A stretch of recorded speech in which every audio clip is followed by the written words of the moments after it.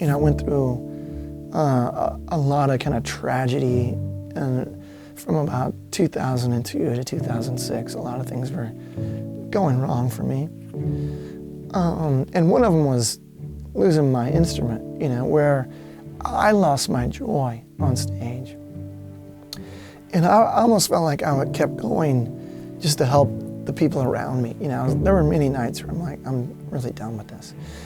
And the end of Audio A almost couldn't come quick enough. I haven't seen an Audio Adrenaline show from a spectator since I was 18. I'm 37, so that was a long time ago. And in fact, the last show that I saw, I was Audio Adrenaline's merch guy, and it's kind of a foreshadowing of what was to come. Mark was singing a song, and all of a sudden, just out of nowhere, it was like his mic cut out, is what I first thought. He completely lost his voice.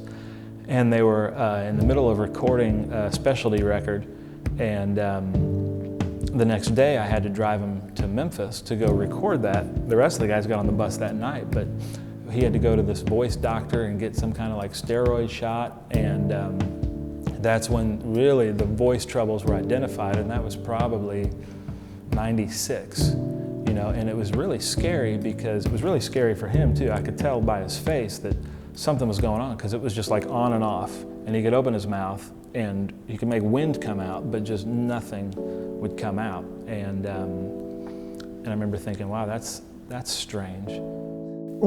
I think I was genetically susceptible, this is my scientific head thinking, to this thing called spasmodic dysphonia. And what spasmodic dysphonia is, I have muscle spasms that have developed around the nerves and the muscles surrounding my vocal cords. So what happens when I project, these muscles, they spasm and they won't let my vocal cord come together, vibrate normally. And what it is a protective mechanism that my throat was like, hey, stop doing damage to your vocal cords, stop. And it just becomes this neurological, habitual thing that happens now that I try to sing at all, or even project in a conversation, these muscle spasms keep happening at a more and more intense rate.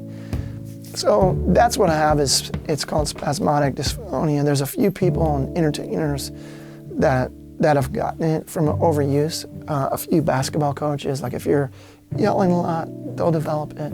Or a pastor who yells a lot, which I was kind of all those things, a coach on stage, a pastor, and a rock singer, so I was destined to have it. Well, I'm having some vocal problems, and we've been kind of working through that for the last 2 or 3 years, and we decided about a year ago that we would do one last year. Mark's got a vocal issue, and for the sake of him not being completely handicapped or lose his voice altogether, we're like, we got to do this, that for whatever reason his voice just wasn't going to come back. So I'd kind of determined that that God was kind of taking me somewhere else, was taking Mark somewhere else, Ben and Tyler.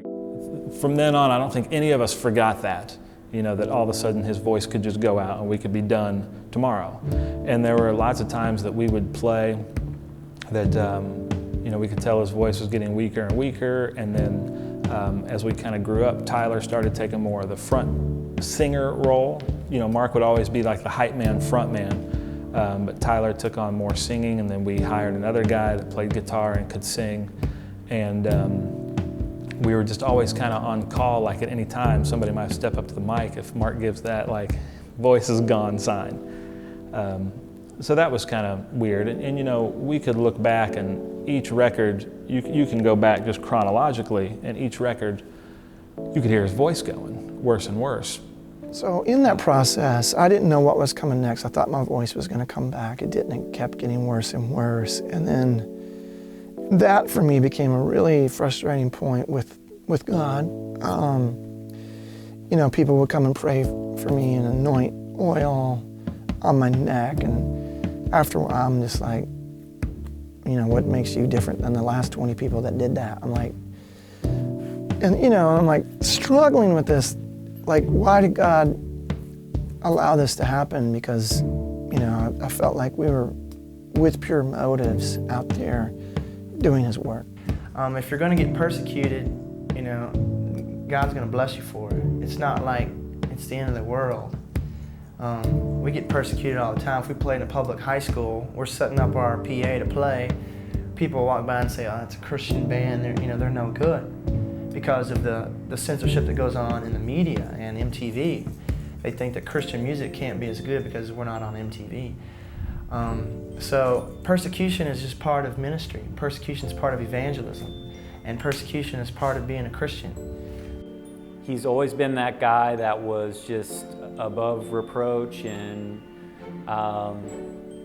man after God's heart. I mean, I can't say enough good about him, and I can't say enough good even in light of the tragedy of him losing his voice. I mean, he has been even more impactful to me in light of that in these last few years. I mean, a guy that has something stripped away like that, and you would think that they'd be throwing their fist up at God, and have some anger there and be like, why me and why this and all that, and some other things that have happened to him.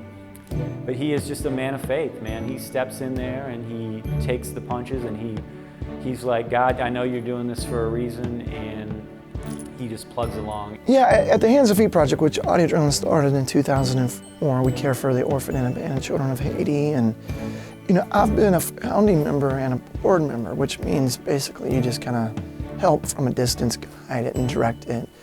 But I was always a lot more, in the mix. So many people just want to adopt them. Is that something that's realistic?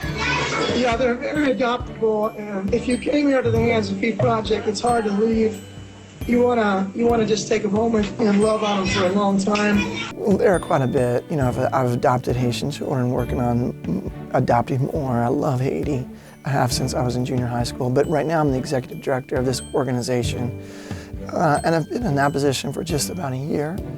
And I help cast vision and provide leadership for that organization as well. That's what I do full time. But then again, this weird, unexplainable God had a different story for me. So my story went to where, hey, you're not going to be on stage anymore. You're not going to be performing Big House for the 3,500th time. I want you to focus on these children. I want you to be quiet. I don't want you to just hype people anymore. You're going to have to be more introspective, and you're going to become the voice of these kids. And it wasn't until a few years ago I really embraced that the irony and the beauty of him silencing me as a rock singer, but propelling me forward as an advocate for orphans, and specifically the orphans in Haiti. It wasn't until much later, just probably 6-8 months ago, that I really started to consider what it would look like if Audio A came back without me. Audio Adrenaline is a band about hope, and it's a band that reaches out to the underdogs of the world and reminds people that no matter where you come from or what your shortcomings are, that you can do incredible things through Christ. Your sins are erased and they are no more. They're out on the ocean